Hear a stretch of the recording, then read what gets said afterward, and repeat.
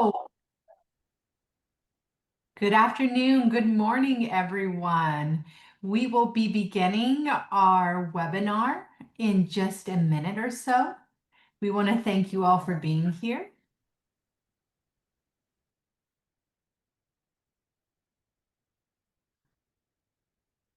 I see lots of people coming into the room. Welcome to the 988 Crisis Systems Response Training and Technical Assistance Center webinar. Today, we're going to start in just a minute or so. And we're glad to have you in this space with us.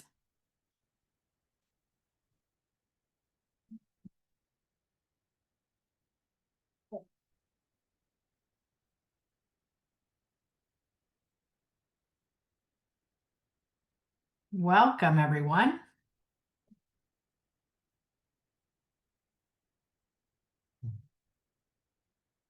We're going to give it another 30 seconds ago, and then we'll start our webinar.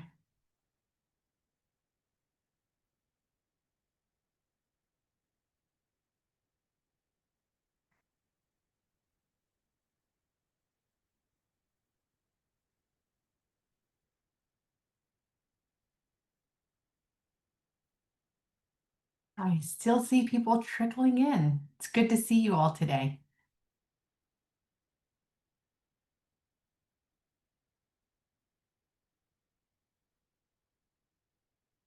So welcome to the audience.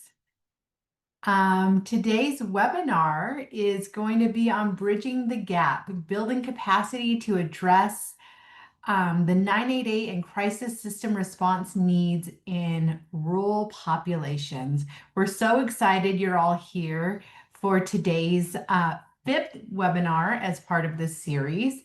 And we're going to get started. So we'll go ahead and move our presentation forward and start with the disclaimer. I'm going to read this in its entirety. The views expressed in written conference materials or publications and by speakers and moderators do not necessarily reflect the official policies of the Department of Health and Human Services, nor does the mention of trade names, commercial practices, or organizations imply endorsements by the U.S. government. So this is an offering from the Crisis System Response Training and Technical Assistance Center. We are funded out of the Substance Abuse and Mental Health Services Administration to support the field in building our 988 and crisis systems. Altarum is our lead organization, and Change Matrix and W2 organizations support the TTAC, and we're glad to be part of this journey with you all. So next slide. Thank you all for all the introductions in the chat. I'm loving seeing where everyone's from.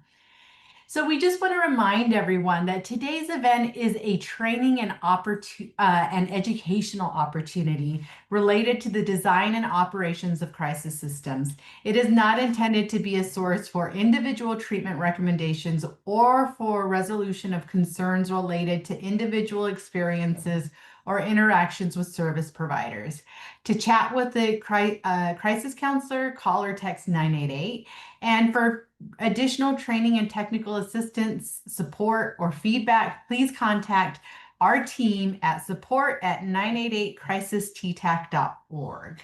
So with that, I just want to go over today's objectives. We're so glad you all gathered to see, to help support you in understanding, first of all, the unique challenges of rural crisis systems. So we're going to identify some barriers in accessing crisis services. Our next objective is to explore strategies that enhance the crisis system in rural populations. And then finally, we're going to look at how one state has applied some of these strategies and implemented their 988 system specifically in rural areas. So our agenda looks like the welcome and introductions.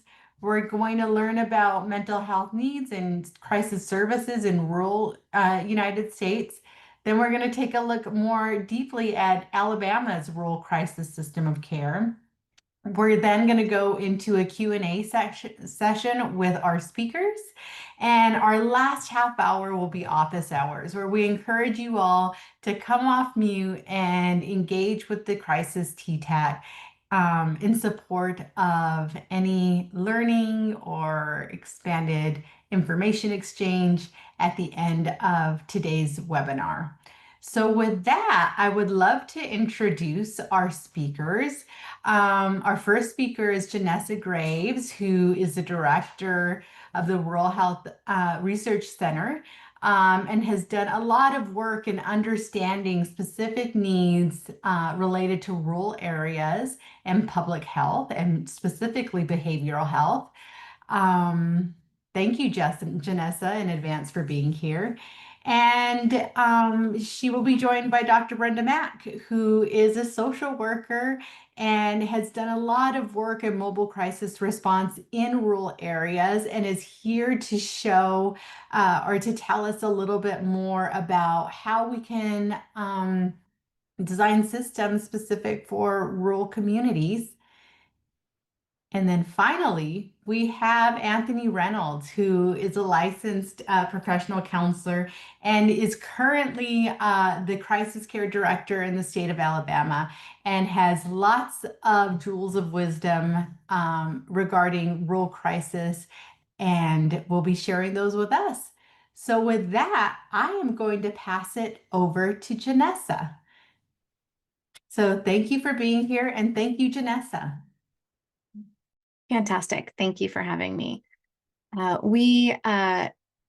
Mack and I are going to give sort of the lay of the land, and I'm going to start with looking at mental health needs in the rural US. So you could go to the next slide, please. Oh, these are the objectives of our presentation. So I'm going to summarize the key trends of the mental health needs and look at barriers to care. And Dr. Mack will discuss the mental health crisis issues facing rural communities, looking at describing and helping understand effective crisis response services, and then provider wellness and well-being, which is also a very important component. Next slide. So I'll talk about the mental health needs in the rural US. Next slide. These data are 2022 data from the National Health Interview Survey, and showing that rural adults report significantly higher rates of both anxiety and depression symptoms compared to urban adults. Next slide. Specifically, 20.5%, so we're on the left here, dark blue bar, of adults in rural areas experience anxiety symptoms in the past 2 weeks, compared to 16.6% of adults in central urban areas. Similarly, on the right side, 24.3% of adults in rural areas experience depression symptoms in the past 2 weeks, compared to 20.4% of adults in the most urban areas. And so there does appear to be a clear linear trend, sort of a dose response. As we become increasingly more rural, we do see self-reported mental health symptom rates increasing. Next slide. Despite this, however, despite seeing rural adults reporting higher symptoms of anxiety and depression, actual diagnosed mental illness actually remains remarkably similar across rural and urban populations. These are 2022 data from the National Survey of Drug Use and Health. And both any mental illness, which is on the left and ranges from 21.8 to 24.5%, and serious mental illness, which is on the right, ranging from 5.4 to 6.8%, show minimal variation between the geographic areas. And so this suggests that potential barriers to mental health diagnosis and treatment and access in rural communities might be the issue, not the underlying prevalence. So in that we may have high underlying prevalence, but we're not getting the care or the diagnosis that we need in rural communities. It's important to note that these numbers, so just to kind of give you an idea of numbers, on the left side, for rural areas alone, this equates to 7.7 million adults. And on the right side, adults with serious mental illness just in rural alone is 2.1 million. Next slide. These are also 2023 data from the National Survey of Drug Use and Health, looking at substance use rates. And also we do see minimal geographic variation for substance use disorder. Rural adults experience similar rates, 10.3% for substance use disorders on the far left, compared to large urban areas, which is 9.5%, or small urban areas, 10.3%. So they're roughly the same. The bars are about similar.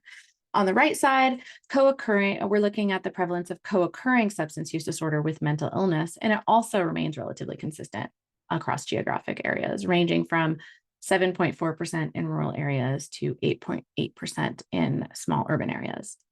So this might further reinforce this pattern that diagnosed behavioral health conditions are similarly distributed across community types.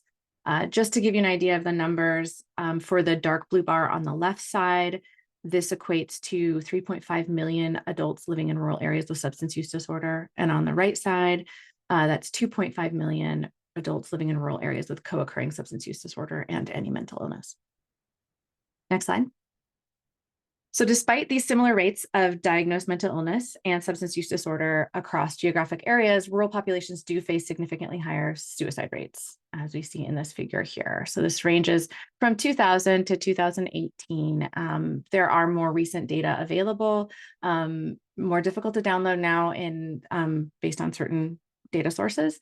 But nonetheless, the trends continue. So what we see, rural males experience the highest rate of suicide per 100 suicide deaths per 100,000 individuals, reaching 30 per 100,000 in 2018, compared to 21 per 100,000 for urban males.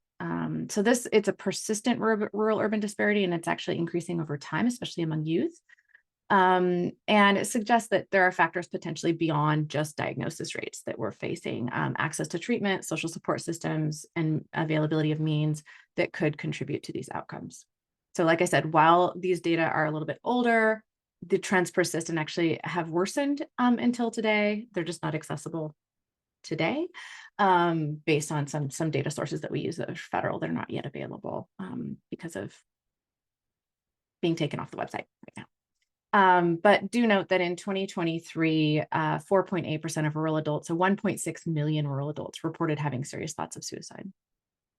Next slide. Similar to patterns that we see among adults, these are adolescents. I do a lot of work in the adolescent realm, and they do show virtually identical rates of mental illness across rural and urban areas. So these are 2021 data from the National Survey of Drug Use and Health. The dark blue bars are rural and the light blue bars are urban. Both lifetime and past year major depressive episode rates are nearly identical between geographic groups. Potentially reinforcing this finding that diagnosed mental health conditions occur at similar rates, regardless of location. Next slide. These data, however, are suicidal ideation, so thoughts of suicide and plans of suicide. And the evidence suggests that rural adolescents have significantly higher rates of suicidal thoughts and planning for suicide compared to urban youth. These are, again, 2021 data. 18.2% of rural adolescents reported having thoughts of suicide, compared to 14.8% of urban youth, and 8.4%, so these are the dark blue bars on the right, of rural adolescents made suicide plans versus 6.3% of urban adolescents. So it mirrors a little bit what we're seeing in adults, similar diagnosis rates, but higher reported symptoms in rural populations. Next slide. I'm going to talk a little bit about workforce supply. And so next slide. The disparity so this data show us looking at behavioral health clinicians per capita. And the disparities that I just talked about become really clear when looking at this availability of workforce availability. Rural communities face severe shortages across all behavioral health clinician types. So dark blue here again is rural, light blue is urban. So dark bars are rural. With only, so for example, 5.8 psychiatrists and 16 psychologists per 100,000 population for rural versus 20.3 and 43.9 for urban areas. And the gap persists across all provider types, as you can see here, with rural areas having, roughly half of the per capita workforce that urban counties do. And this critical shortage could help explain why rural residents report higher symptoms, but have lower diagnoses at the similar rates as urban. And they may just simply lack access to professionals needed for evaluation and treatment. Next slide. And so these data are looking at the percent of rural and urban counties that completely lack a behavioral health clinician. So on the far left, we see that 65.1% of rural counties have no psychiatrists whatsoever in the United States, compared to 11.8% of urban counties. And this is very stark. It extends across all provider types. 43.1% of rural counties lack psychologists, compared to 3.4% of urban counties. Over half of the rural counties lack a psychiatric nurse practitioner. Most critically, 8.6 of rural counties have none of these clinicians at all, leaving these residents with virtually, zero local access to mental health care. And this complete absence of providers in many rural areas creates enormous barriers to diagnosis and treatment, which is really relevant to our webinar today. Next slide. The workforce crisis is a national issue. This isn't just, in certain areas of the United States, but many states do experience significant shortages. So states with the largest proportion of shortage areas, so these are mental health shortage areas or mental health care professional shortage areas. So the states that are darkest blue include Wyoming, Wisconsin, Utah, Nebraska, Mississippi, Georgia, Michigan. And in these states, over 34% of the state is designated as a mental health professional shortage area. So this map kind of shows that while this is a problem, is particularly acute in rural areas, the workforce shortages affect communities across the country, with no state entirely free of shortage areas. The widespread nature of this underscores the urgent need for really thinking about innovative solutions like expanding access to 988. Next slide. I have a couple more slides. I'm going to talk a little bit about how folks access services with the data that we have available to us and the work that my center has done. So thinking a little bit about transportation, the workforce shortage really does directly impact access. As rural adults with opioid use disorder, they must travel twice as far for healthcare services compared to urban adults. So on the left side, we have Medicaid insured adults with opioid use disorder. And on the right side, we have commercially insured adults with opioid use disorder. Medicaid insured rural patients face the greatest burden, with 57.8 miles on average to receive care, almost double the 29.5 miles for urban Medicaid patients. And we see it in commercially insured as well. We know Medicaid is challenging in rural or in general for mental health care or behavioral health care, but we're seeing it also in commercial insurance. These substantial differences do create barriers to consistent treatment engagement, and particularly for these populations that are already struggling with substance use disorder or opioid use disorder. So that could help explain some of the challenges that we're seeing around undiagnosed conditions or worse outcomes in rural. Next slide. These are driving distance for youth, so children ages 0 to 17 years with opioid use disorder. And it is even more pronounced for adults. So rural Medicaid insured kids must travel an average of 80.8 miles, nearly double that of the 45.3 miles that urban children drive. And even commercially insured children, again, we're seeing 23.2 miles for rural versus 12.9% for urban. And these distances really do create a particularly challenging barrier for families who have to, coordinate transportation, time off work, and childcare for siblings. Which can really impact treatment adherence and outcome for these vulnerable youth who are facing substance use challenges. And some of the work that I've looked at is not only sort of the costs of care, but what family hardships are folks facing in getting services in rural, and how can we address some of those hardships as well by potentially increasing access to services. Next slide. This is my last data slide. I'm the data person, I guess. This is looking at driving time, so minutes, to the nearest mental health facility. And the distance barrier just kind of shows that the distance barrier translates directly into time costs, that rural residents are just driving longer for mental health care. So these are more recent data. This is published in 2023, looking at access to mental health facilities. On the left side is any mental health facility, and then the right side is any mental health facility with outpatient services. And when we look at small, rural, or isolated areas, it requires over an hour of time driving to reach any mental health facility with outpatient services, 2.5 times longer than the time it takes for urban residents. And even reaching one that has sorry, those are for outpatient services. And then we see the same thing, very similar for just any mental health facility at all. So these time burdens are really compound the challenges of accessing care, and particularly for people who are working, who may need to take substantial time off, and creating another barrier to treatment in rural communities. Thank you. So looking at utilization of healthcare across communities, I guess I have a couple of more slides and then I'm wrapping up. Next slide. The cumulative effect of these access barriers can manifest in lower treatment rates. And that sort of makes sense.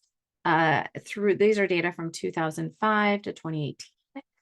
Rural commercially insured adults consistently showed lower rates of outpatient visits for depression compared to their urban counterparts. By 2018, what we were seeing is, 4.2% of rural folks were receiving, 4.2% of rural enrollees had outpatient visits for primary diagnosis depression compared to 4.7% of their urban enrollees. And this disparity in care utilization combined with higher reported symptoms and worse outcomes like suicide really does illustrate how these workforce shortages and geographic barriers translate into real gaps in the mental health treatment for rural. Next slide. It's actually just it's going to give us another one. Not only do fewer residents have access to depression treatment, but those who do actually have less care, so fewer visits on average. And so here the solid bars are rural and the spotted bars are urban. And it's showing that patients who had at least one outpatient visit for depression averaged fewer visits per year for rural than urban patients. And so this combination of lower rates of accessing care and fewer visits among those who do get treatment suggests that rural residents face a lot of barriers to initiating care and then maintaining consistent treatment engagement. Next slide. So interestingly, this is for substance use disorder. Not all behavioral health conditions are created equal. So unlike depression, what we're seeing here is that substance use disorder treatment rates are virtually identical over time.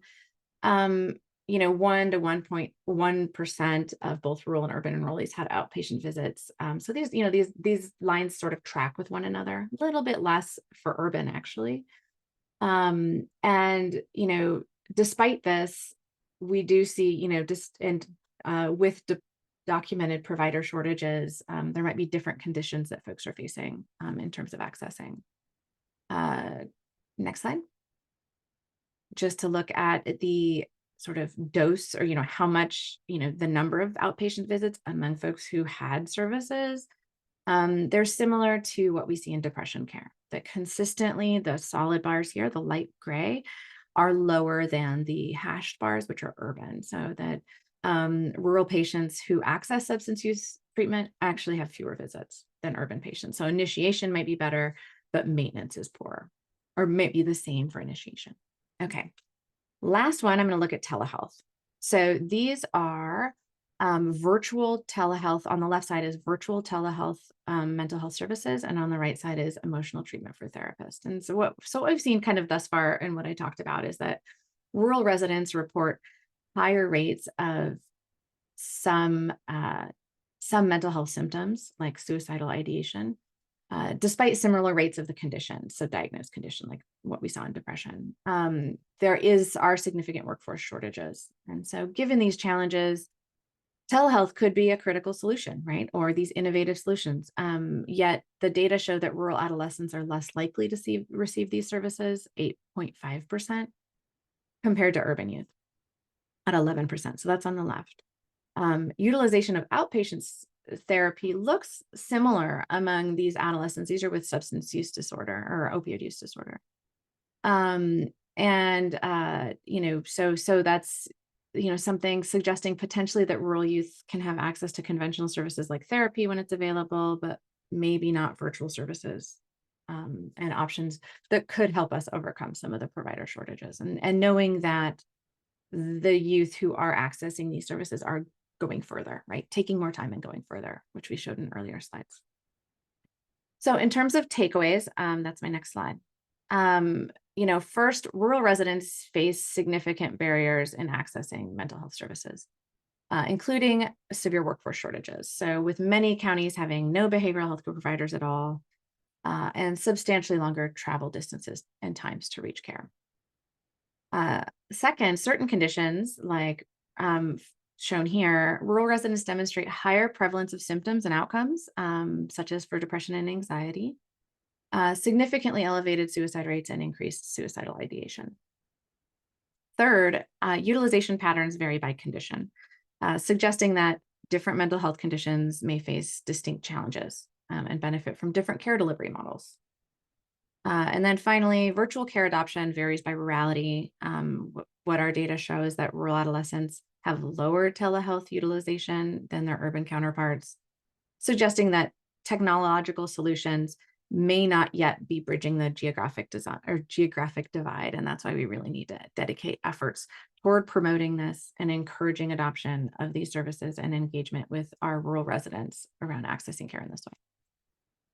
So next slide, I think I hand the torch off to Dr. Mack.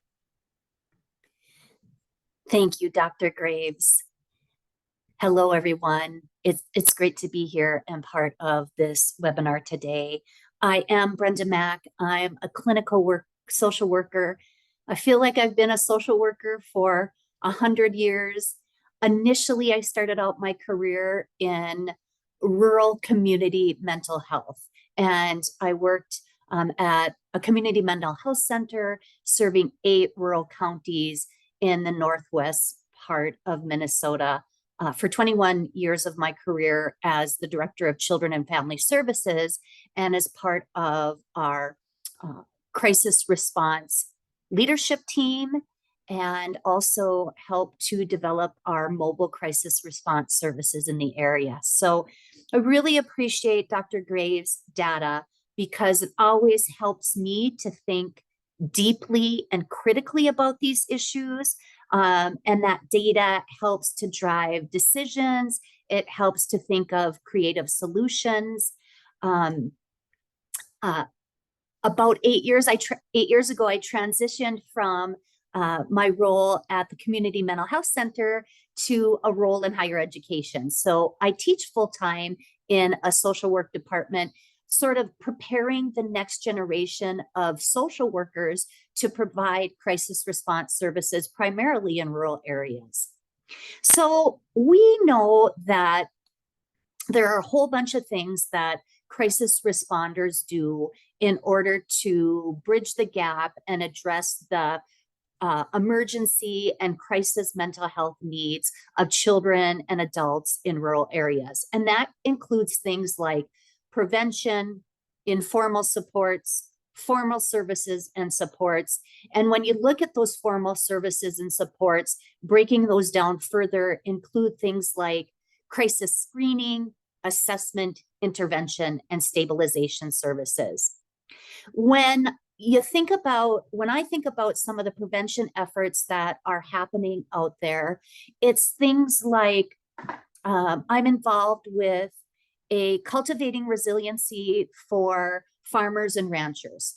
And I'm part of a group, and on a monthly basis, I host a coffee chat for women in ag, but actually everyone in ag is welcome to come to the coffee chats. And it's meant to mimic what it would be like if we were gathering at a local cafe, having coffee with one another or tea with one another, and just leaning into each other for support to address stress that's happening in our lives and to build connection and camaraderie with one another. In addition to that kind of prevention efforts, there are examples in northwestern Minnesota of school social workers who are embedded in rural school districts, addressing the emotional health needs of students. And again, those are all preventative efforts to address depression, anxiety, stress that's happening in those children's lives before it gets to the point of suicidal ideation or wanting to die by suicide. We know, though, that rural folks often will lean into informal supports to address their stress, to deal with a life event that is causing them distress. And so they typically will lean into informal supports, family, friends, pastors, elders in their community. And so one of the things that we want to be mindful about is how can we support those individuals who are the go-to people for folks who are in pre-crisis or are in crisis.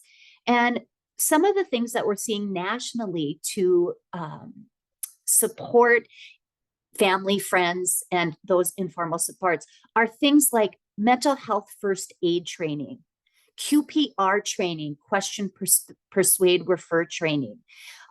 Sometimes these events and these trainings are happening in person in local communities, but there's also online training opportunities as well. In addition, I have seen some of these trainings offered explicitly for individuals who are working with farmers and ranchers or who are working with veterans who live in rural areas. So my point of this is that I know we have a lot of formal providers, crisis providers who are on the webinar today, and I can't thank you enough for the good work that you do, but I want to just remind you to think about what resources are you offering for those informal supports who are part of maybe a care team or a support team who is walking alongside an individual who's in crisis. In addition to that, among communities in rural areas, and again, folks, this looks different from community to community, from states to states. And so, I'll try to give just a general overview of sort of how formal services and supports work, and understanding that this looks very different from rural community to rural community. But formal support services include things like, co-located mental health services in hospitals, in clinics, where you have trained providers who can screen, assess, intervene, and stabilize, provide stabilization services for individuals who are presenting with mental health crises. We also, obviously have the National 988 Lifeline. That is another awesome additional resource or tool in our toolkit, and tool to share with individuals and families in our rural communities. When I first started working for the Community Mental Health Center in the mid-90s, we did not have 24-hour, 7-day-a-week crisis services. We basically had our typical office hours where we would serve individuals who were in crisis, but we would then have a crisis 1-800 number that folks could access from 5 o'clock when our office hours were done until 11 o'clock at night. And then after 11 o'clock at night, then folks were referred to contact 911. And we just recognized in Minnesota and in our rural area in Minnesota, that was just not working. That was not meeting the needs of folks who were struggling with crises. And so we then adapted a 24-hour, 7-day-a-week, 1-800 crisis number that all folks could access. And then oftentimes, if we needed to complete a crisis assessment, we were meeting folks at emergency rooms and doing that. And so now we've seen this evolution where we are providing mobile crisis response services that mental health professionals and practitioners who have specialized training in crisis work can go to the client or patient in their home or in their assisted living center. We can go to the schools. And so now we're going to meet the needs of the client where they're at, geographically. Sometimes we are still completing those assessments and intervention and stabilization plans and services in emergency rooms or in local jails, as well as another place that I think we see rural crisis response services being delivered. But anytime we can address the access to services issues in rural areas with that individualized site-based plan that works best for that individual, again, I think those are some of the strategies that are going to help increase services to folks who are needing it. Next slide, please. Janessa talked about some of these, so I'm not going to go into a lot of detail of each of these, but we do know that access to crisis response services and ongoing mental health services in rural areas is a significant challenge, in addition to transportation. The other component that goes along with the transportation challenge can often, at least in northwestern Minnesota, be weather related.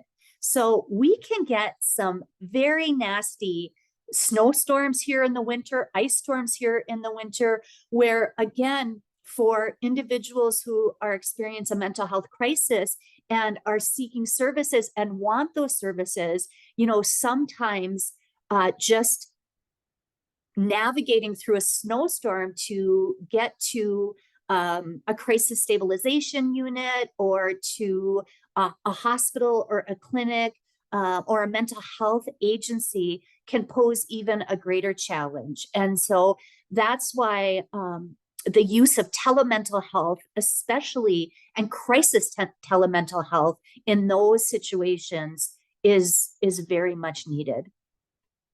We also know there continues to be stigma and embarrassment around seeking mental health services and crisis mental health services. And, I always, I really am hopeful that there will come a day where we as a nation, a community, look at mental health care and crisis mental health care in the same way that we look at primary health care and crisis primary health care.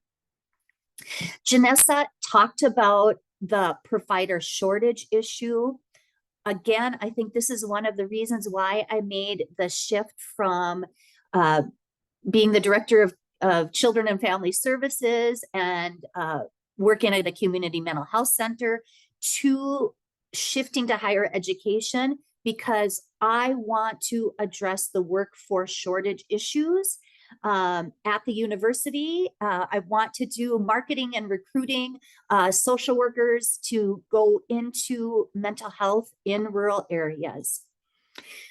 We also need to keep in mind the importance of training and proper training for those providers, and that includes culturally responsive services. And I want you to think about when you're putting together a safety plan or a crisis response plan for an individual, are you utilizing and are you embedding culturally responsive practices and services into that care plan? Each one of those crisis care plans is going to be unique and different based on the individual that you're walking alongside and get the honor of serving. And we also know that some of the challenges in rural areas has to do with the challenges of certain populations. So we know that farmers and ranchers experience higher rates of suicide compared to the general population. And I always I am very aware of that statistic because I was born in a farming family, and my husband is a fourth generation small crop farmer. And there's sort of this intersectionality between my mental health work, my role as a social worker, and then my care and compassion for farmers and ranchers and their families. And so when I was responding to a crisis in our community, and I knew that it involved a farmer, I always paid a little particular attention, because I know that the suicide rates and dying by suicide is higher among farmers and ranchers in our country. Next slide, please. All right, so, what can we do to address the issues? Well, I think, we need to continue to promote healthy mental development across the lifespan. We need to continue to promote that with primary care providers, educators, clergy, spiritual leaders, among mental health providers, social workers, counselors, psychologists, that we're just promoting healthy mental health development from birth to death. And I've had the honor of serving on 2 American Association of Pediatric work groups that address rural mental health issues.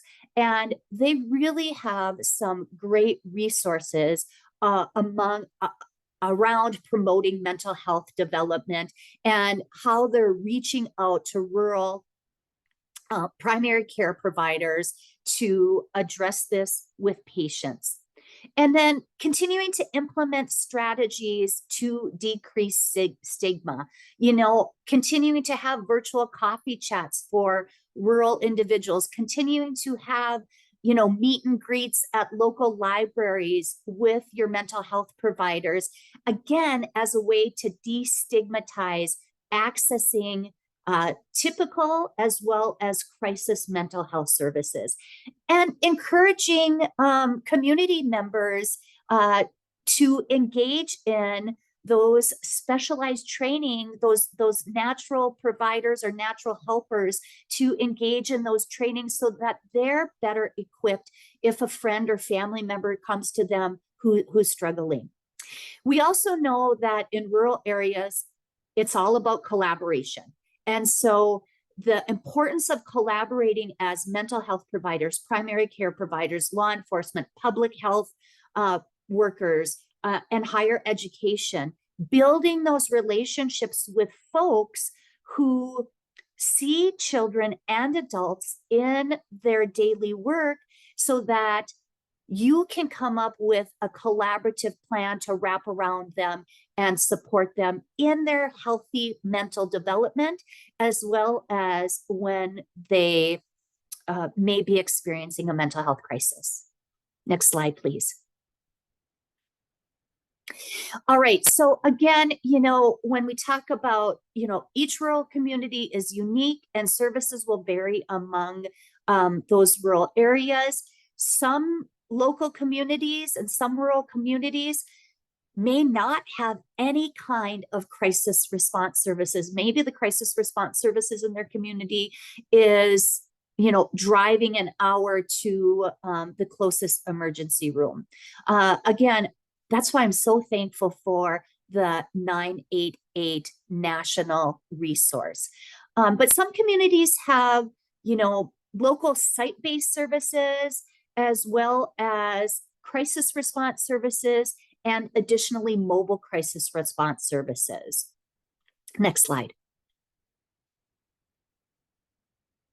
That we know just mobile crisis service teams are mental health professionals and practitioners who provide psychiatric services to individuals within their own homes or other sites outside of that traditional clinical setting. And mobile crisis services provide rapid response and are and help to assess the individual, come up with a safety plan and a crisis plan, and link folks to necessary and needed services. Next slide. There is some good research out there according to the Minnesota Department of Human Services, just regarding how effective mobile crisis response services are in preventing unnecessary inpatient hospitalizations and in providing access to folks who are struggling with suicidal ideation. It has shown to be better than a hospitalization option in linking people to crisis outpatient services. And it's been more effective in finding those difficult or hard to reach individuals. Next slide.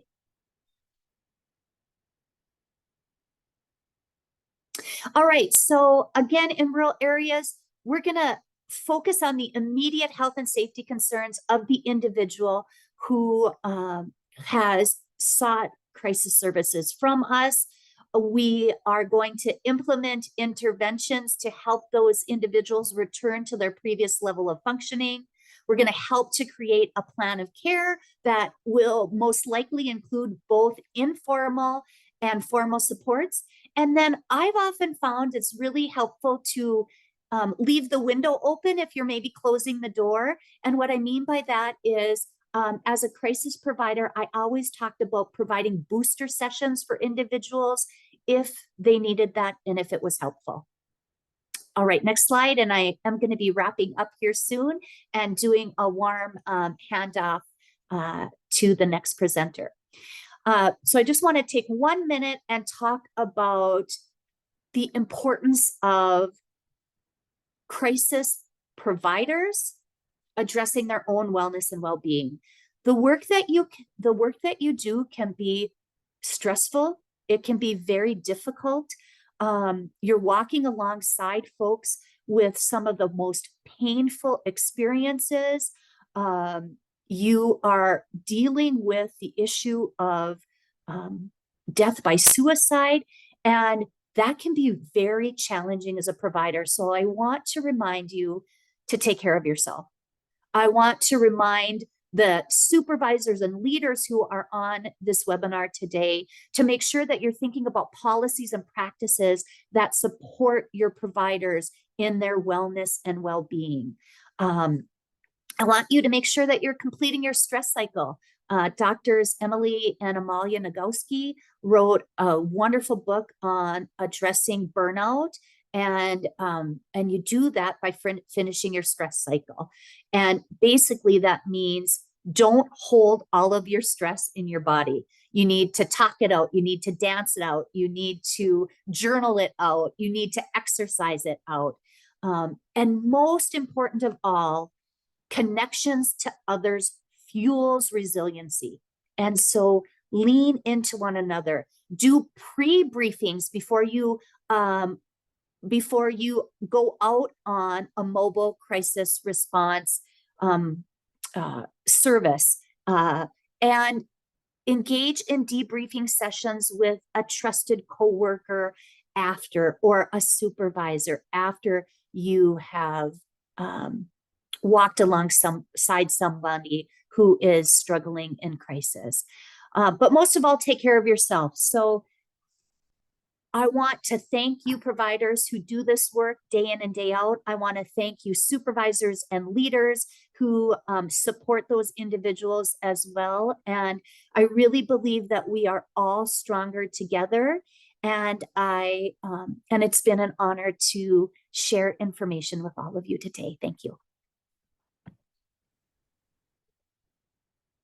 Thank you, Dr. Brenda Mack and Dr. Graves. We're now going to pass it over to Mr. Anthony Reynolds to take us on a trip to Alabama, hear all about that work.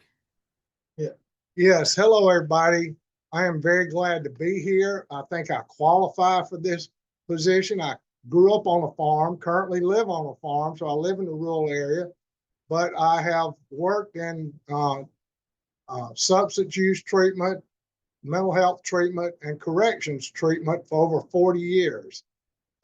This is my first role in an administrative position with the state, and I'm currently the Crisis Care Project Director for the state of Alabama. The one thing I want to say is this is the most exciting thing I've ever participated in my career. My whole time working, I have always, even though I had supervisory roles, I've always had direct service groups and kept groups, except in this job I currently have now. So I've worked directly with patients, so that helps qualify me some too. But if you don't, some of the stuff I will share, I really thank Dr. Mack and Dr. Graves for really illustrating the problem, the rural areas, the rural challenges. That's what we suffer with here in Alabama, all of those things, because we're in a rural state. But the main challenge I want to give each person on this call is you be the lifeline. You be the person, you challenge people. Come up with your 1-minute elevator speech to talk about crisis services, about 988. There's still a lot of people out there that do not know about 988. So I've really turned that in all my presentations, is to challenge everybody. And I'll share some of that with you now. Next slide. Alabama's a rural state, as I said. 55 of the 67 counties are considered rural. 42% of the entire population live in rural areas. To address rural areas, you must have a multi-pronged approach to address crisis needs in rural areas. The main thing that's needed, I know we got a lot of leaders on here, leadership and vision is required. I am very fortunate I came into this after the leadership and vision already had bought into the crisis services. The state of Alabama in the last 3 years has spent more on mental health than they did in the 60s. So that's a big thing. And we give that credit to our governor, our state legislators, and our service providers having the leadership and vision. You have to increase your buy-in to it, to someone to call, someone to respond, and someplace to go. I always talk about that to everybody. I was very fortunate that I challenge people, you be someone to call, you be someone to respond, and you go.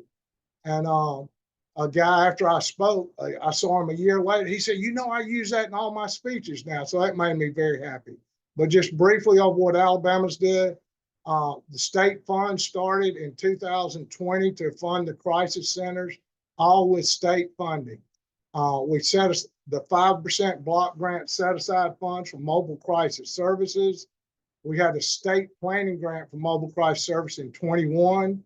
And now we're very fortunate that I got to participate in the planning grant that was awarded to us in 23 for CCBHC.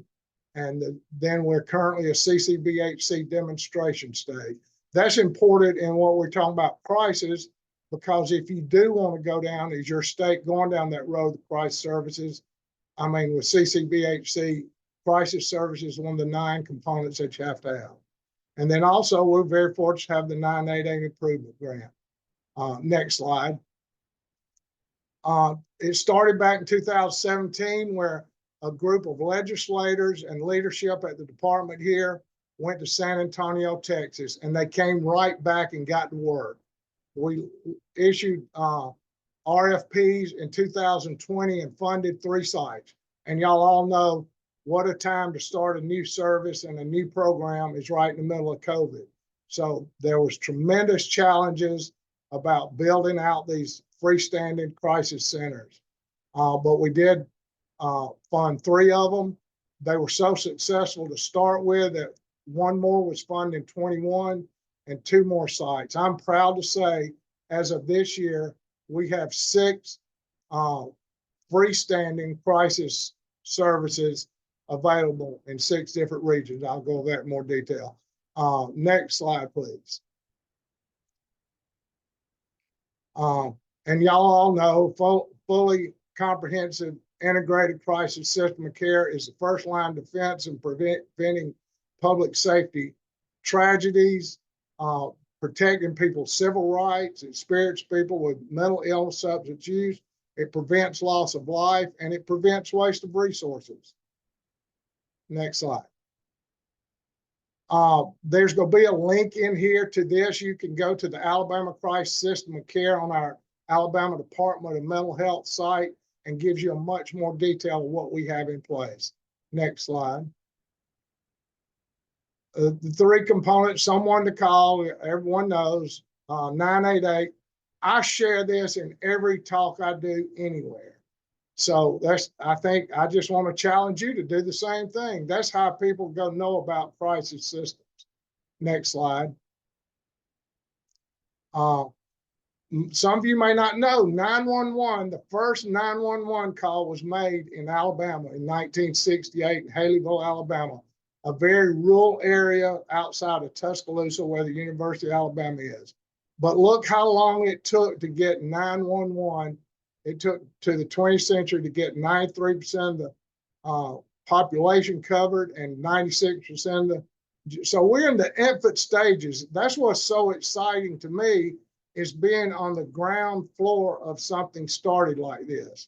And we're going to be able to move a lot faster, already are moving faster because of the technology we have, and that everybody's walking around with a smartphone and have access to calling 988. And so then we had this SAMHSA grant where we started implementing the 3-digit number and had lifeline call centers. All our lifeline call centers were manned by volunteers before this. Now they're all paid employees and are answering the 988 calls for the state of Alabama. I'll give you some statistics in just a minute. And y'all know about this. Next slide. Most people have seen this slide. I like to use it every time I speak because we know 80% of the problems can be resolved on the phone. That's probably the best place we can spend our money, is setting this system up. But we all know too, all of us, when we have a personal problem or someone has a personal problem, they're not going to automatically dial 911. They probably go call a friend, family member, those informal supports that Dr. Mack talked about so much, the informal support. So that's why we got to educate the informal supports on how to be ready when one of your friends call you or one of your family members call you, and then how to respond, and then some place to go, have to know those. Next slide. Several options, the 988 crisis line. We know about that. We have 4 call centers in Alabama that answer the calls, and it was implemented in 22. And then they provide a lot of suicide prevention resources. And we all know the statistics show suicide rates are going up. We saw where it's worse in rural areas. So this is very important. Next slide. Here's some of our answer rate. Back in July of 22, we were only answering 68% of our calls by volunteers. In December of last year, it's up to 83.4%. This last month of April, we have such a good Vibrant Exchange web page now, that a dashboard, you can look at where you stand right away. And the only thing I want to alert you to on this is you see the improvement, but last month we had a 88.9% answer rate. So we're almost at our goal of 90%. Another thing we have implemented is we have call centers that are backup centers for other call centers. That way we still are trying to answer most of our calls within the state where the local resources are. Another thing with this Vibrant Exchange dashboard, speed to answer rate. We started comparing just within our state, different call centers, how quick they were to answer. We found the magic number is less than 20 seconds. People are impatient this day and age. They will not wait because people want instant access, instant gratification. So we've got some of our call centers to answer the phone quicker. And that makes a difference in our answer rate. Next slide, please. We're fortunate in Alabama that we have 19 community mental health centers. They're enacted through a state law. It's called 310 boards, that they're responsible for all the mental health care in that area. They're public facilities, so they cannot refuse anybody on their inability to pay. being a rural area and a high percentage of population that have no insurance, this is very important to have and very important to have access to. Next slide. Someone to respond. This has probably been the most challenging thing, is setting up the mobile crisis teams. We've had grants for them.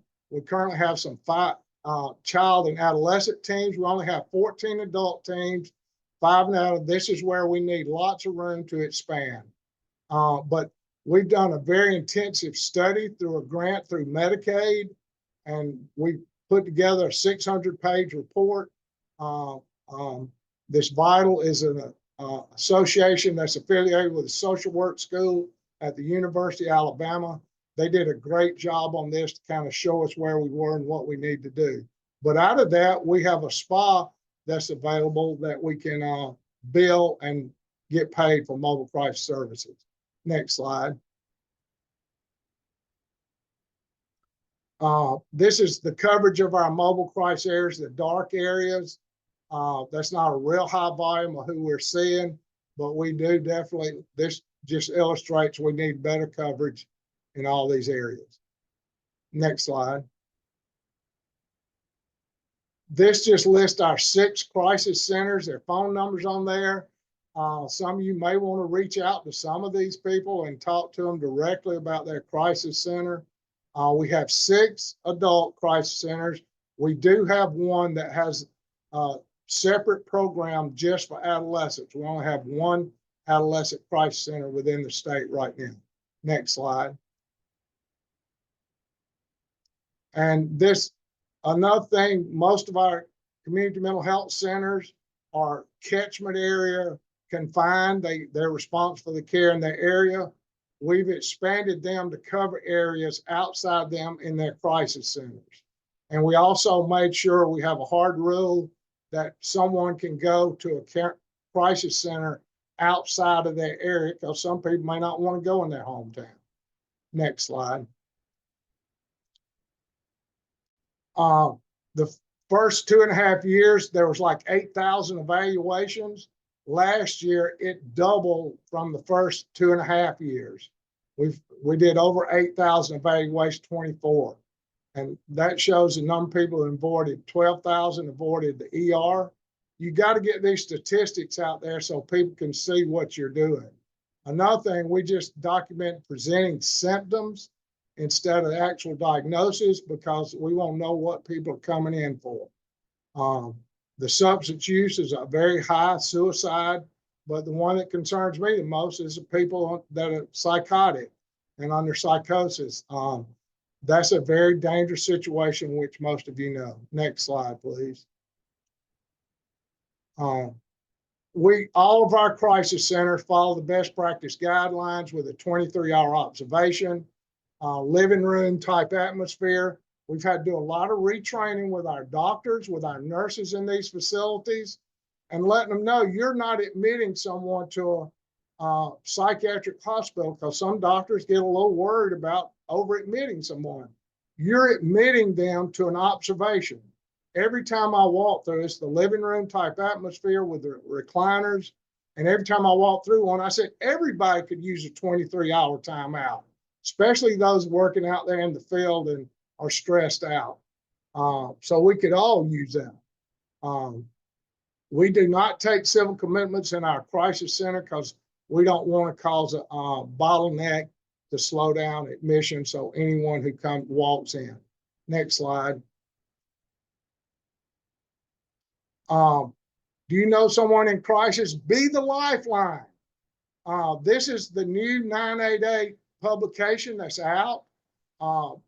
Most of you may know 988 is releasing their first real official national marketing campaign now. You know, you can go to the toolkit of 988 and order all kinds of materials. We take 988 materials everywhere we go out in public. Next slide. This is my challenge to you. You be the person to call. You be the person to go. And I know we're working with a lot of people who are clinical people. I've worked with a lot of clinical people that were very reluctant to really engage someone who is suicidal because they worry about the risk. They worry about, I got to develop a safety plan, and they worry about the person's safety, whether they go live or die. But you got to be prepared. If you prepare yourself, you can do it. The old teaching method that came from doctors teaching other doctors how to do surgery from back in the 1800s was see one, do one, and teach one. And see, I really believe nobody falls into this by accident. You get in this business through some kind of personal commitment, some kind of personal reason to be involved. But also, I truly believe in synchronicity. Nothing happens by mistake. My daughter grew up around me, and she's not working in this field. She's not in recovery, but she's put about 10 of her friends in treatment because she knows the system and knows about intervening on people. And so this see one, do one, teach one, I'll tell you a real funny story about you just got to be there when it's ready. This see one, do one, teach one, a good friend of mine's daddy taught heating and air in a trade school. And he had these young people in there, and they would set up these big air conditioners in these trade schools. And so they would see one, how to work on it. Then they would have to teach, they'd have to do one. Then they would have that method of teaching one. Y'all know when you're having to teach somebody, it makes you prepare yourself better. And he was walking through this big warehouse with all these air conditioners. And he said, it was this big old country boy working on one, but he was teaching a guy next to him. And he had this big, long screwdriver. And he just, out of the corner of his eye, he said, you need to be careful of that long screwdriver. And said he hadn't walked 2 steps and he heard pow. And he hit some electricity and it knocked the guy to the floor, and he went over there to check on him. And he was safe, but he said, you know, Mr. Jones, they say you can't see electricity, but you can. It's orange. So he had a moment. So you will have a moment to be able to help somebody as you go along. Even though I'm not in clinical service directly, it's not a week goes by I don't get a call from a family member, friend, coworker, somebody reaching out to find where's a resource to get someone to help. So be prepared. Next slide. One way to prepare QPR, Alabama has this neat app on our phone that you can put on your phone that has crisis center, substance use treatment. So I encourage people to get this every time I speak in the state. So you got to let your people know where the resources are. The next slide. QPR training, that's too easy for anyone to go through. Challenge your people. In our state, it's a little 1-hour presentation you can go through online and get the QPR training. Next slide. Another thing to be prepared for is have Narcan. Do y'all have Narcan on hand? I got it in my office right here. I got it in my briefcase, and I got it at my own home. We have made an impact on overdose deaths. Y'all saw that recent statistics came out from 120 last year deaths from opiate overdose down to 80,000. It was 120,000, so it's had tremendous drop. So we're distributing a lot of Narcan from our department. Next slide. Also, we got these rack cards we give out with our crisis center numbers, so people have easy access. Next slide. The takeaways: develop a coalition, be the person, be the champion for your crisis services, especially rural crisis services. Someone has to get out there and fight for the rural people. So be the champion. Be the person that challenges others to be someone to call, someone to go. And you got to explore multiple funding options. Even though we have some good state funding in our crisis system, you have to also tap into the other funding, but talk to your legislatures, whatever you need to do to get the funding. Next slide. I think I'm through. Thank y'all very much. Thank you, Anthony. We really enjoyed that.